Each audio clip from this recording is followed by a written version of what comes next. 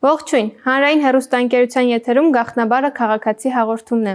Մեր առաջին եթերում քննարկելու ենք մի կարևոր գաղափարի մասին, որը եւ ծանոթ է բոլորիս, բայց միևնույն ժամանակ շատ հարցեր է առաջացնում։ Խոսքը ժողովրդավարության մասին է։ Ինչ է ժողովրդավարությունը, արդյոք դա միայն ընտրությունների մասնակցությունն է, թե ավելի խորը գաղափար։ Այս հարցերը քննարկելու ենք կենտրոնական ընտրական հանձնաժողովի քարտուղար Արմեն Սմբատյանի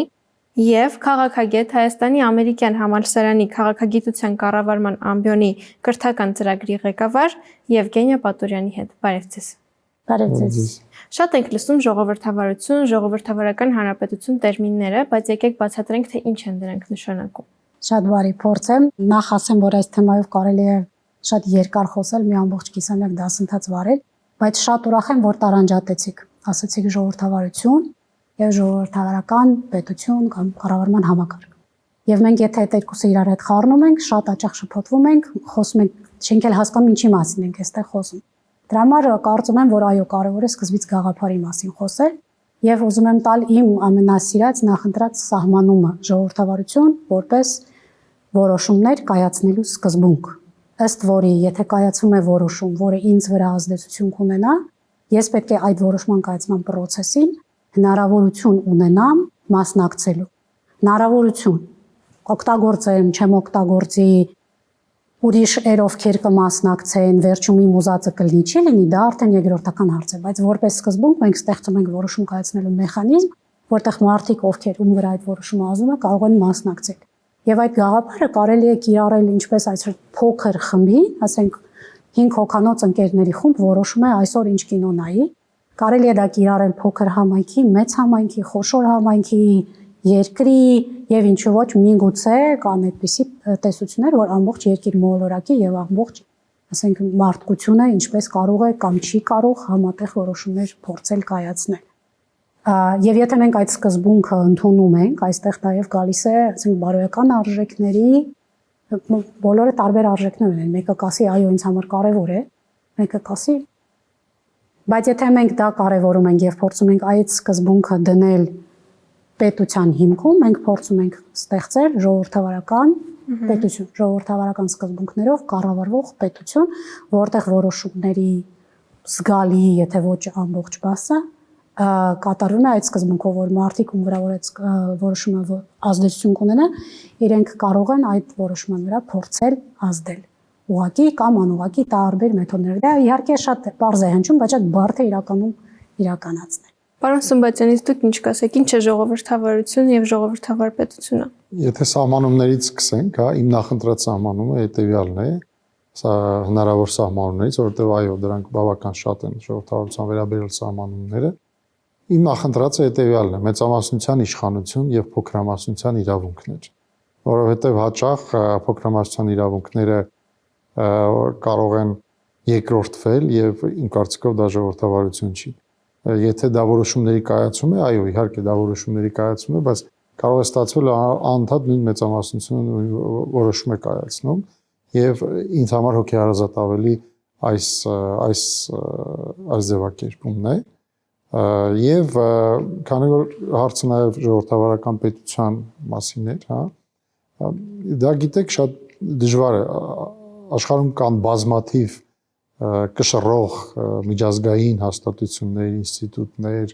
որոնք որ կշռում են ժողովրդավարությունը եւ որտեղից է սկսում հենց ժողովրդավարությունը, այդ շատ դժվար է։ Ընդ որում կան ժողովրդավարական պետությունների կատեգորիաներ, օրինակ ընտրական ժողովրդավարություն,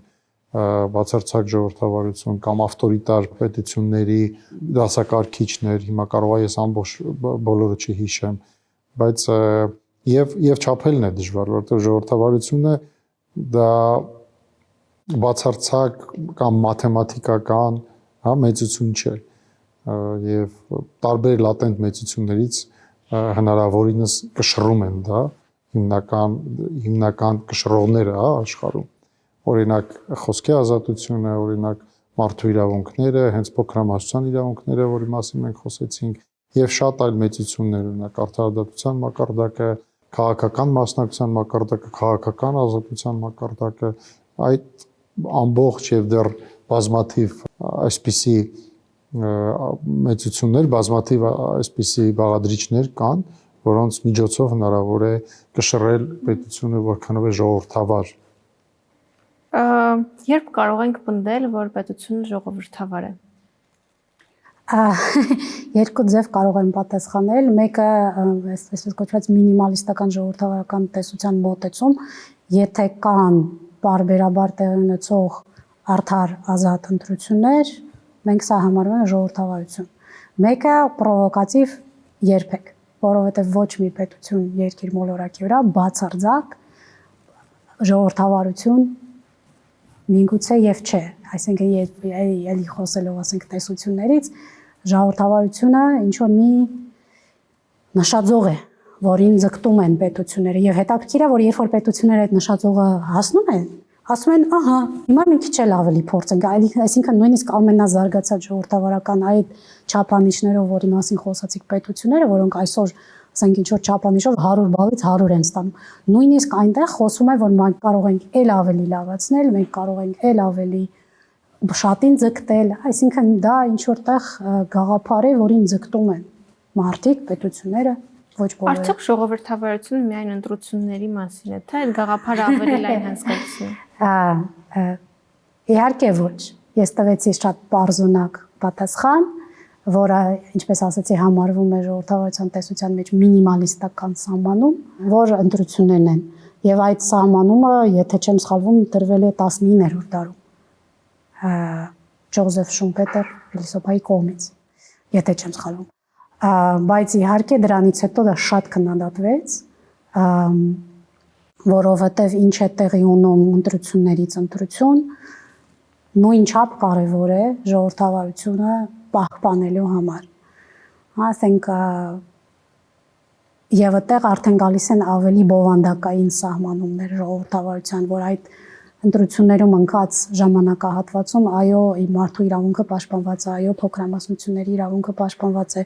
խոսքի ազատությունը ապահովված է, լրատվական դաշտը ազատ է, հավասարակշռված է,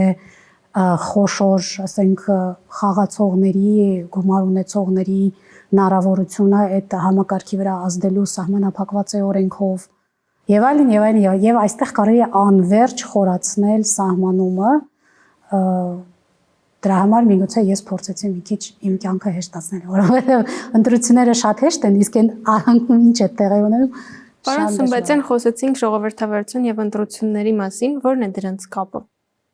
Դրանց կապը մեծ է, բայց ես սկսեմ ձեր առաջի հարցից։ Կան ավտորիտար երկրներ, որտեղ ընտրություններ են կազմակերպվում եւ պարբերաբար ընտրություններ են կազմակերպվում։ Անկամ կան տեսություններ, որոնք ուսումնասիրում են,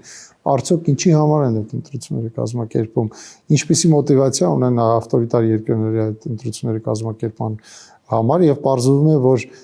կան մոտիվացիաներ, ինչի համար է կազմակերպվում, օրինակ այդպես իրականում կշռում են, թե ինչ կարծիք է տիրում ժողովրդի մեջ կամ տեսություն կա իշխանության բաշխում, իշխանության վերաբաշխում, թե ինչի համար ընտրություններ անում, որպեսզի գտնեն նրանց, թե ում հետ պետք է ընտրությունները վերաբաշխեն կամ քաղաքական էլիտան ինչպես պետք է ճիշտ վերաձևավորեն, որպեսզի կարողանան իշխանությունը պահել։ Այնպես որ ընտրությունները, չնայած որ ժողովրդավարության կուլմինացիան է եւ առանց ընտրություններ, առանց ազատ, արդար, թափանցիկ, մասնակցային, պարբերական, հավասար, հա, ասացի հավասար սկզբունքների մասին, եթե խոսենք հավասար, ընդհանուր, ուղիղ, ազատ եւ այլն։ Ազատը կարծես թե շատ ասեցին։ Այդպիսի ընտրություններով է սկսում ժողովրդավարությունը։ Առանց ազատ ընտրությունների ժողովրդավարությունը չենք սկսում։ Բայց սկսելուց հետո էլ պետք է կարողանալ շարունակել, որովհետեւ դա ամենօրյա աշխատանք է։ Որոշումների կայացումը, ինչպես որ ասացիք, հա, ամենօրյա գործընթաց է, ամեն օր որոշում է կայացվում։ Եվ որքանով է այդ որոշումը համապատասխանում հասարակության մեծ մասի կարծիքի հետ, եւ ոչ միայն որոշումների կայացում, ընդհանրապես մեխանիզմը ինչպես է աշխատում, մեխանիզմը ինչքան է քաղաքացուն կենտրոնում պահում։ Մեր հաղորդման վերնագիրը շատ հաջող է ընտրված, գաղտնաբառը քաղաքացի։ Գաղտնաբառը քաղաքացին է։ Իսկ կարող է քաղաքացին ապրել ժողովրդավար երկրում, բայց այդ ժողովրդավարության ազդեցությունը չզգալ իր վրա։ Իսկ կարող է քաղաքացին ժողովրդավար չլինել։ Ես կվերաձևակերպեի, ես այդ հարցին կպատասխանեի։ Կարող է, որովհետև մենք որպես հասարակություն, եթե ուզում ենք ընդհանրապես ցանկացած հասարակություն, եթե ուզում է ժողովրդավար պետություն ունենա, նախ պիտի ժողովրդավար մտածողություն ունենա։ Առանց ժողովրդավար մտածողություն հասարակությունը ժողովրդավար պետություն չի կարող կառուցել։ Եվ պետք է հենց տեղից սկսել, քաղաքացուց սկսել։ Այսինքն քաղաքացին պետք է ինքը ժողովրդավար մտածի, հիմա վերադառնամ ձեր հարցին, եւ գործի ժողովրդավար, այսինքն համապատասխան ակտիվությունը, իր մասնակցությունը, պահանջատիրությունը, կարծիքը արտահայտելու պատրաստակամությունը, հա, մենք այսօր խնդրում ենք, որ քաղաքացիները գնան ընտրության եւ շատ քաղաքացիներ չեն գնում։ Ընդամենը 5 տարին մեկ անգամ պետությունը հարցնում է քաղաքացուց կարծիք եւ անգամ այդ դեպքում շատ քաղաքացիներ չեն գնում։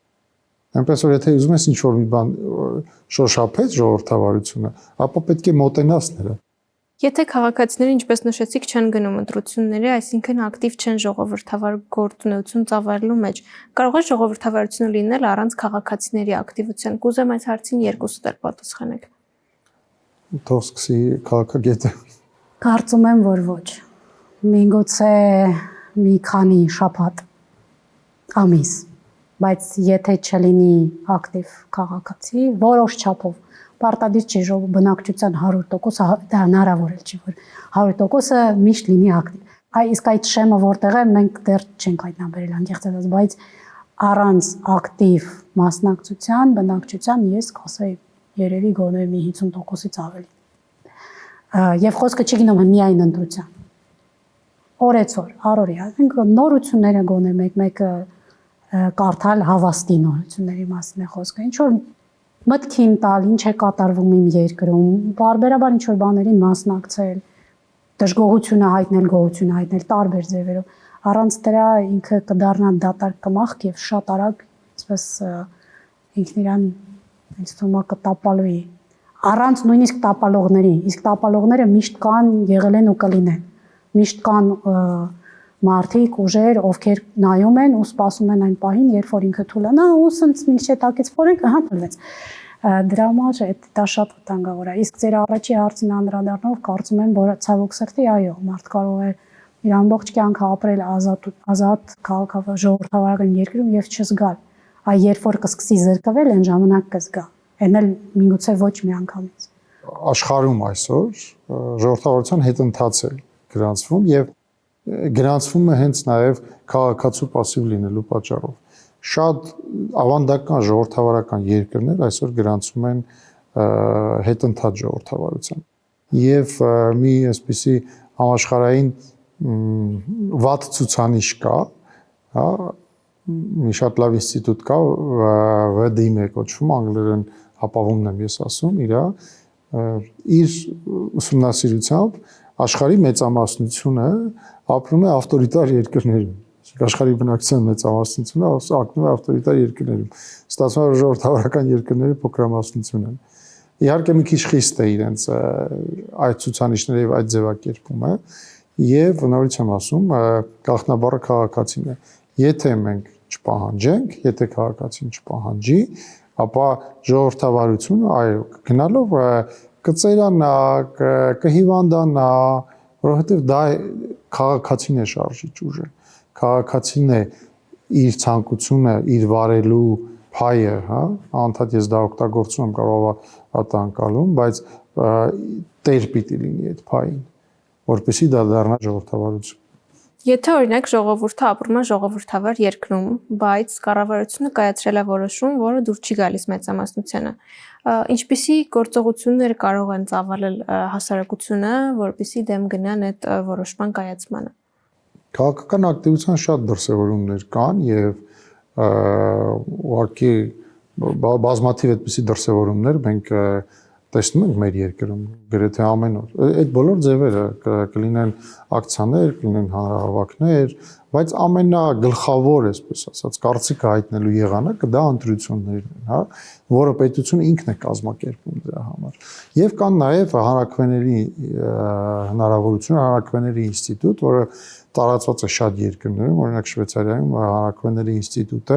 իրեն ժամացույցների պես լավ աշխատում է, հա։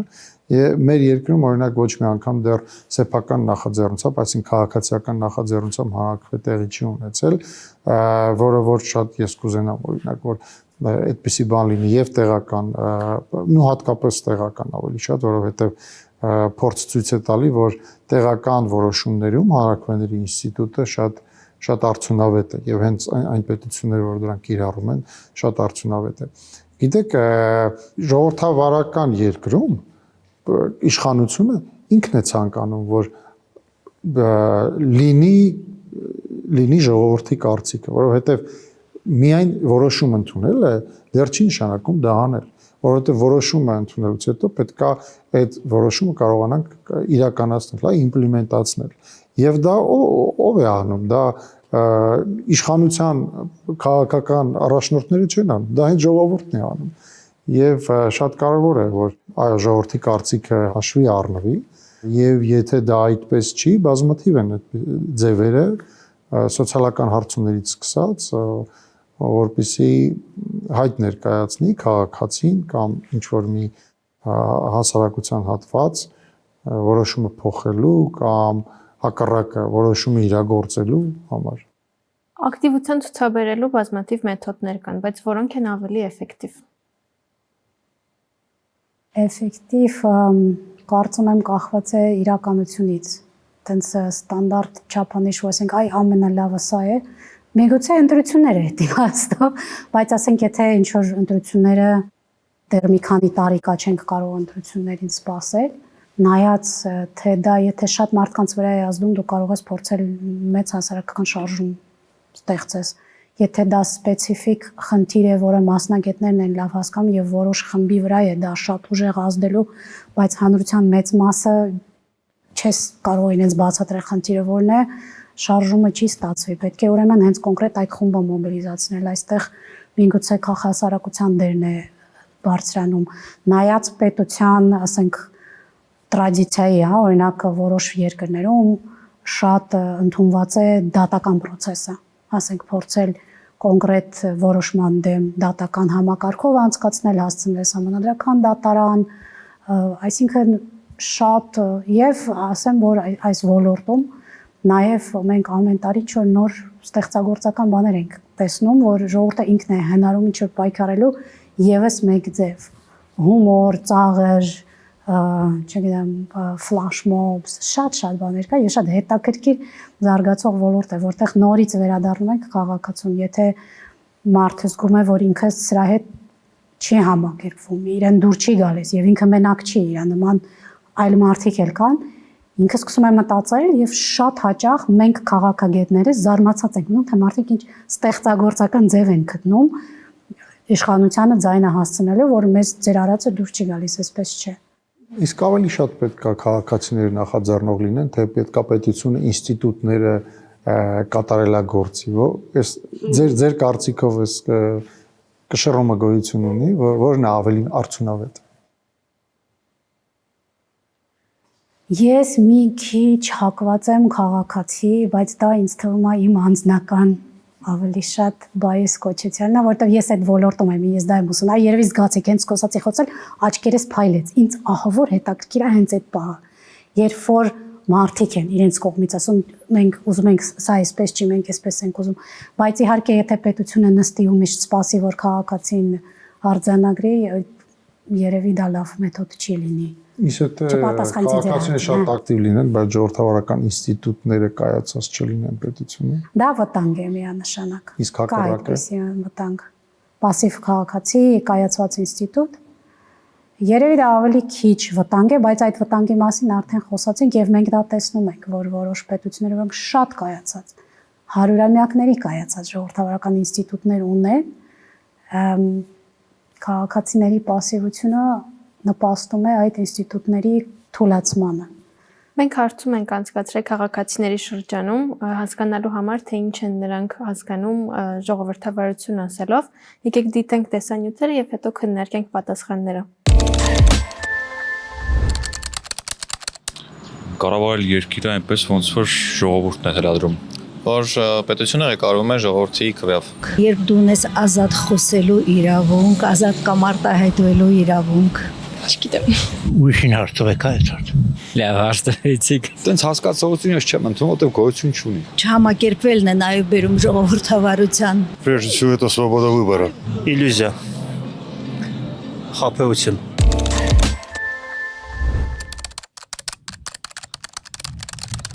Չգիտեմ ճիշտ ասած։ Իհարկե ժողովրդի։ Այն կարծիքով պետք է արդեն այդ հարցը ժողովուրդը լուծի ինչ-որ ձև կամ հեռացնի մասնագետին կամ էլ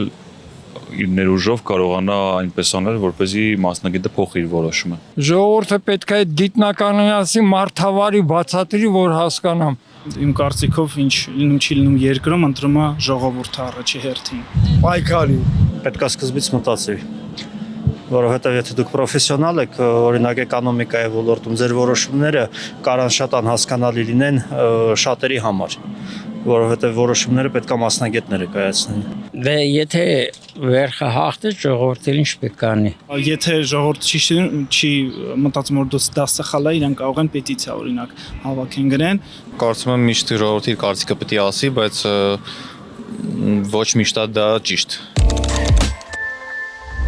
Դիտեցինք տեսանյութը, վերադարձանք, հիմա քննարկենք քաղաքացիների տված պատասխանը։ Ինչ կարծիք ունեք։ Շատ հետաքրքիր էր եւ հնչեց թե ազատությունների թեման, թե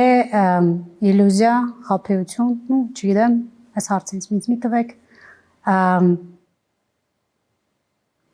Ուզում եմ ավելի շատ անդրադառնամ իլյուզիա, խաբեություն, ասենք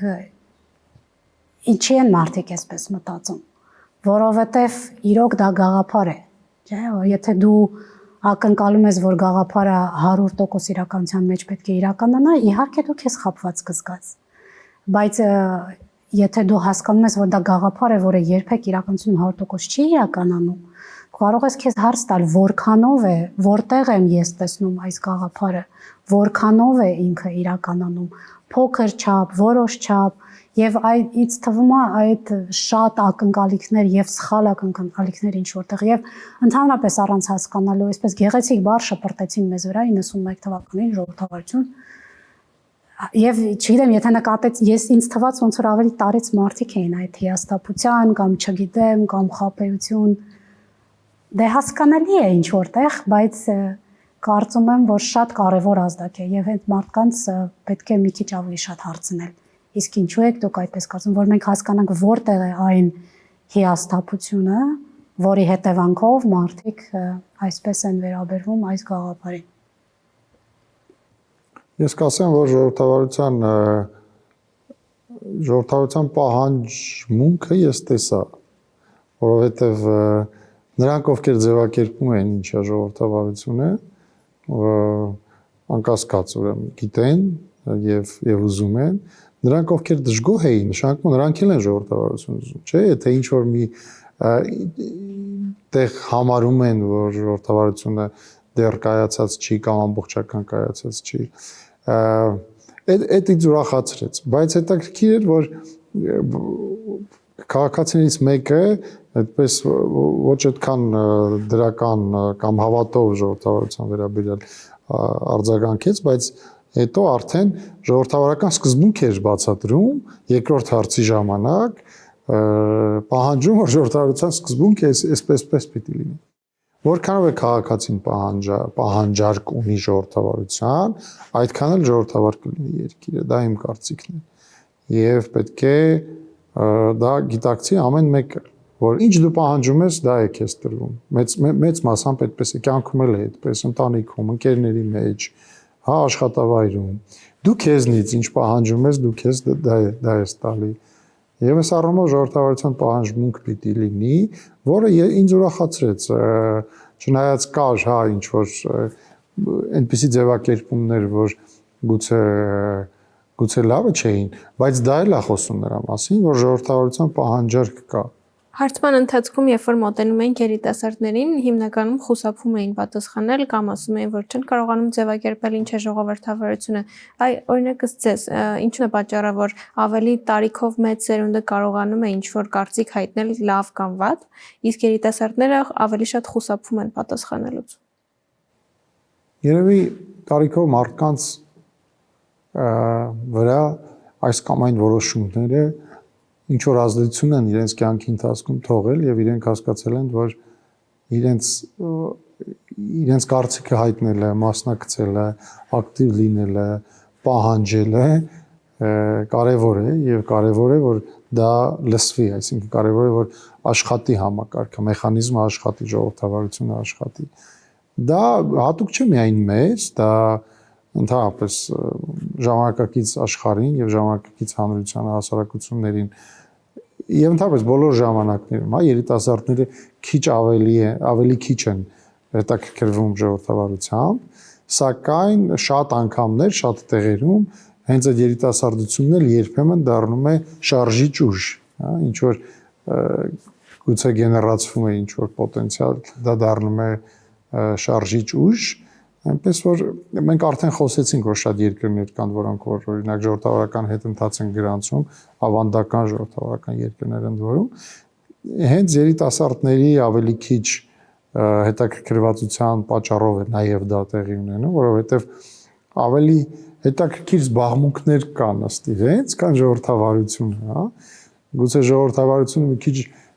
ձանձրալի է իրենց համար եւ դեռ մաշկի վրա չեն զգացել որևէ ազդեցություն ժողովրդավարության ազդեցությունը եւ դրական իմաստով եւ գուցե բացակայությունը բացասական իմաստով։ Իսկ ինչ է նշում քաղաքագիտական համայնքը, ինչու երիտասարդները հետաքրքրված չեն կամ չեն ցանկանում մեկնաբանություն տալ։ Դե ճիշտն ասած, եթե խոսենք այսօրվա Հայաստանի մասին, այո, ոնց որ թե այդպիսի տվյալներ կան, կարծում եմ, որ կհամաձայնվեմ ընդհանուր առմամբ աշխարհում այդպիսի տենդենց կա, որ մարդիկ սկսում են քաղաքականությամբ ավելի շատ հետաքրքրվել 30 տարեկանի այդ տարիքում, երբ որ արդեն ընտանիք են կազմում, աշխատում են, այդ կառավարության, ասենք պետական որոշումների ազդեցությունը իրենց վրա ավելի շատ են զգում։ Հայաստանում կարծում եմ մեր երիտասարդները այս ընտրություններին, գալիք ընտրություններին մի քիչ էլ ավելի հետ քաշված են։ Համենայնիվ դեպս դա իմ տպավորությունն է շփվելով, ասենք, ուսանողության հետ, որովհետև իրենք շատ բաներ տեսան, մեր պատմությունը այս վերջին եւ ասենք շատ երիտասարդ տարիքում դա տեսան, հա, եւ իրենք կարծում եմ դա իմ այսպես հիպոթեզն է, այսպես ասված, իրենք իրենց վրա այդ բեռը զգում են, որովհետեւ հիմա իրենք պետք է առաջին անգամ ընտրեն եւ իրենք մտածում են, որ եւ դա շատ կարեւոր ընտրություն է իհարկե, բայց մի քիչ վախենում են, ասեմ, զգուշանում են, ասեմ, դեռ ոնց որ պատասխանատվությունը զգում են, բայց այդ մկանը դեռ չի զարգացել, որ այո, կարելի է գնալ, ընտրել, չվախենալ, մի քիչ կա այդ որ բա որ սխալ ընտրեմ, սխալը որն է, չկա սխալ, կա քո ընտրությունը, բայց իրենք ավելի մտահոգված են այդ պահով, որ դե ես ոնց որ հետո միգուցե չեն կողմնորոշում, այսինքն շատ քաոտիկ է դարձել աշխարհը, հատկապես երիտասարդների համար սոցցանցերի միջոցով տեսած աշխարհը շատ գույներով, այսպես վառ գույներով է շատ քաոտիկ աշխարհ է եւ իրենք դժվարությամբ են կողմնորոշվում, որը որ տեսնենք, հուսամ որ կկողմնորոշվեն։ Նաեւ ժողովրդավարության կրթության, այսպես մասին գուցե պետք է խոսել, շատ պետություններում դրանք բարձր դասարաններում պարտադիր առարկաներ են ժողովրդավարության կրթությունը եւ դա շատ կարեւոր է, որ քաղաքացին հասկանա ոնց է աշխատում համակարգը, որտեղ մինչև քաղաքացին համոզված չլինի, որ աշխատում է համակարգը, այ այսպես աշխատում է համակարգը, ամեն կաթիլ ջրով հավաքվում է դույլ, հա, մոտիվացիան չի առաջանա իր մոտ։ Դրա համար կարևոր է ուսումնասիրել, կարևոր է սովորել ժողովրդավարությունը, կարևոր է սովորել քաղաքագիտությունը, տարբերել, որպեսզի կարողանաս քաղաքական գործիչներին տարբերել, քաղաքական ծրագրերը տարբերել, որոշումների կայացման մեխանիզմները հասկանաս, հա, երբեմն չէ, ընդհանրապես մարդ որ մի բան չի հասկանում, ենթադրում է, չէ, մարդ որ մի բան չգիտի, ենթադրում է, չէ, դրա համար պետք է սովորել, ժողովրդավարությունը գիտելիք է, որ պետք է սովորել, պետք է սովորել հասկանալու համար, որ ժողովրդավարությունը ունի մակարդակ, այո, ամեն երկիր ձգտում է ավելի բարձր մակարդակի եւ ամենաժողովրդավարական երկրներն էլ այսօր ձգտում են ավելի բարձր մակարդակի, այսօր այդ ընթացի խնդիր ունեն ժողովրդավարության, որովհետեւ դա այնպիսի մի բան չէ, որ մի անգամ պետք է ինստալացիա անել, հա, եւ ամբողջ կյանքում օգտագործել։ Դա անընդհատ process է, դրան անընդհատ պետք է զարգացնել, հա, անընդհատ պետք է այդ ինստալացիանից հետո update կա, չէ, վերաթարմացնել, որպեսզի աշխատի։ Եվ ընդ որում դա վերաբերվում է եւ ինստիտուտներին, եւ քաղաքացիներին, եւ քաղաքացիական ընկալումներին, եւ քաղաքացիական կրթությանը, ժողովրդավարական կրթությանը, եւ ինստիտուտները այլ ավելի պրագմատիկ եւ ավելի աշխատող դարձնելու։ Դա անընդհատ process է։ Հարցումը իրականացնելուց քննարկում էինք մի հարց նաև քաղաքացիների հետ, եթե կայացվել է որոշում, որ ըստ մասնագետների ճիշտ է, բայց ժողովուրդը դրա հետ համամիտ չէ, ինչպես պետք է հանգուցալուծվի այս իրավիճակը։ Ի օգուտ ում։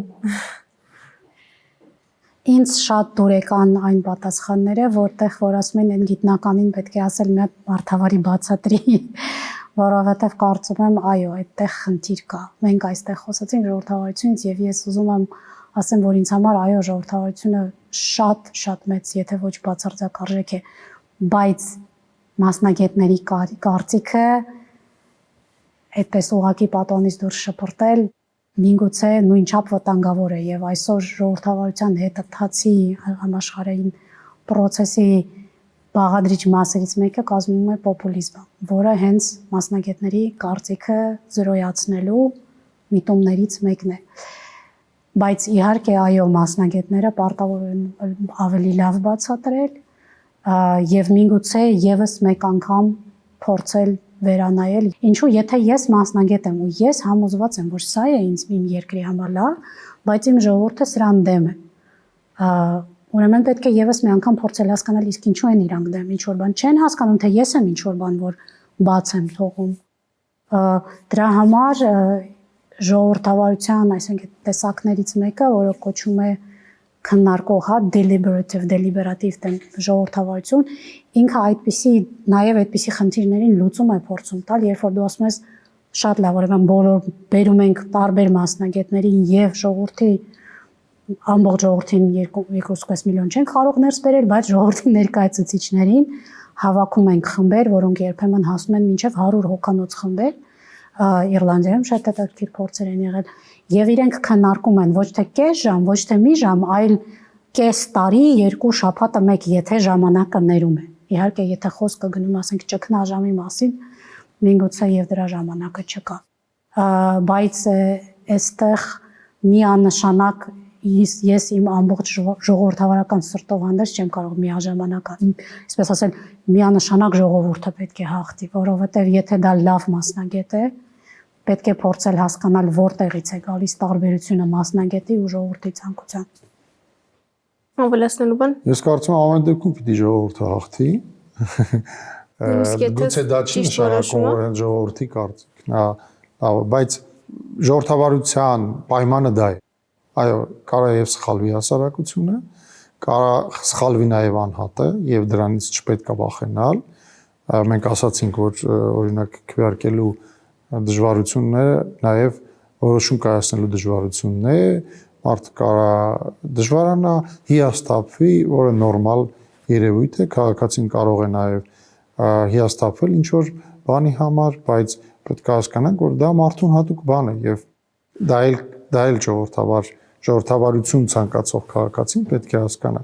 Այսպիսի օրինակ եմ ես միշտ բերում, ասում եմ, որ ամենալավ սպորտսմենն էլ եթե մի անգամ պարտվում է, հա, բոլորը ասում են վայ։ Հիմա ամենօրյա պահանջ ունենք մենք որոշումների, չէ՞։ Ամենօրյա այդ պահանջը որոշումների, որ մենք ստանում ենք, որոշումները, որ մենք ստանում ենք, դրանց մեջ կարող լինեն որոշումներ, որ մեր սրտով չի։ Բայց ինչպես են կշռում, արդյոք ժողովուրդն է, այդ հարցի մեջ ուզում եմ ավելի խորանամ, հա, որ ասում ենք ժողովուրդը այդպես չի մտածում։ Իսկ ժողովրդին բավարար մատուցվել է, քաղաքացիները շատ լավ պատասխաններ տվեցին ընդ որում։ Այո, պետք է նախ բացատրել ժողովրդին ճիշտ, թե ինչ է մասնագետը խորհուրդ տալիս։ Սա շատ կարևոր է։ Եվ դրա համար օրինակ հիմա քարոզարշավ է եւ պետք է այո լսել եւ փորձել հասկանալ, դա էլ գրագիտության ժողովրդավարական եւ քաղաքագիտական գրագիտություն է պահանջում, բայց եթե դու ուզում ես մի բան հասկանաս, մի բան մեկին լսես, ապա դու կհասկանաս։ Եվ այո, շատ կարևոր է պոպուլիզմը եւ դեմագոգիան տարբերել ռեալիզմից, բայց եթե դու 1-2 բան ես լսում եւ 1-2 ընդհանուր տեղեկության հիման վրա ես փորձում դա անել, կշռել, դա դժվար կլինի ավելի, քան իրոք գնալ խորը եւ հենց այդ մասնագետի ասածը փորձել հասկանալ, փորձել ընկալել։ Եվ այդպես պետք է հասարակության այդ մասնագետի ասածը փորձել մատուցել եւ բերել այն վիճակին այդ հանրության, այդ հասարակությանը կամ այդ խմբին, որ ինչ նկատի ունի մասնագիտական հանրությունը, հա, բայց միևնույնն է որոշումը պետք է լինի տիրոջը, դա ժողովրդավարության սկզբունքն է, պետք է հանրությունը որոշի։ Մենք զրուցել ենք նաև երիտասարդ ուսանողների հետ եւ փորձել ենք հավաքագրել հարցեր, որոնք հուզում են երիտասարդներին։ Ես հիմա կարդամ, դուք փորձեք պատասխանել։ Ինչ կարող է անել պետությունը երիտասարդների ազդեցիկ մասնակցությունը խթանելու համար։ Երևի վերադառնանք շատ ծեծված կրթության թեմային, բայց կարծում եմ, որ այդտեղից պետք է սկսվի, ինչպես նշեցիք, որոշ երկրներում դպրոցներում պարտադիր առարկա է։ Իհարկե, երբ որ ինչ-որ մեկին պարտադրում ես, կարող է հակառակ էֆեկտին գաս, բայց երևի սկիզբը գիտելիքն է եւ գոնե տարական ինչ-որ հասկանալ։ Որից հետո անկեղծ ասած ես չգիտեմ արդյոք դա պետության դերն են։ Էլի այստեղ խոսում եմ իմ գիտնական ճաշակը անկեղծ ասած, որովհետեւ ես այստեղ ավելի շատ քան հասարակության դեր եմ տեսնում, հատկապես Հայաստանում, որովհետեւ որքանով ենք մենք արդեն եկել այն կետի, որ 18 տարեկան երիտասարդը պետությունը տեսնի որպես չեզոք։ Իհարկե մենք պետք է այդ կետին ի վերջո հանգրվանենք, բայց եթե այսօր դա պետությունից գա, վախենամ, որ հակառակ կլինի, բայց այդ հասարակության դերը շատ մեծ է, այդ կրթությունը, հետաքրքրելը, մի քիչ, ասենք, բացատրելը, մի քիչ միգուցե խաղային ինչ-որ թեմաների վերածելու, եթե ավելի փոքր տարիքից սկսենք, որ ինքը արդեն ինչ-որ մի կետին գա վստահ, պատրաստ, հասկանալով գործընթացը, իր ուժերի վրա վստահ, իր ձայնի, ասենք, ծանրակշիռ այդ զգացումը ունենալով, եթե խոսքը գնում է ընտրությունների, եթե խոսքը գնում է ընտրություններից դուրս, այնտեղ միանշանակ քաղաքասարակության դերը շատ ավելի շատ է երիտասարդներին ցույց տալ, որ եթե քեզ այս հարցն է հուզում, դու կարող ես այս խմբին միանալ, դու կարող ես այսպիսի մի բան անել։ Ինչպես պիտի անի դա քաղաքասարակությունը։ Քաղաքասարակությունը տարբեր ինձ թվում է, այստեղ ինքը իհարկե առանց պետության դպրոց չի կարողանա մտնել։ Առաջին հերթին միևնույնն է պետության թույլտվությունն է պետք լինի, թե ինքը ուզում է դպրոցներում դա անի։ Եթե ինքը ուզում է դա դպրոցից դուրս անի ինչ որ ազատ ժամանակ, պետք է փորձի երիտասարդների հետաքրքրությունները շահել։ Ես կարծում եմ, որ կրթությունը ժողովրդավարական պիտի ավելի ֆունդամենտալ, ինստիտուցիոնալացված եւ ավելի մասշտաբային լինի, որովհետեւ իհարկե քաղաքասարակության դերը շատ կարեւոր է, բայց պետք է վախենալ նրանից, որ ակտիվ մասսան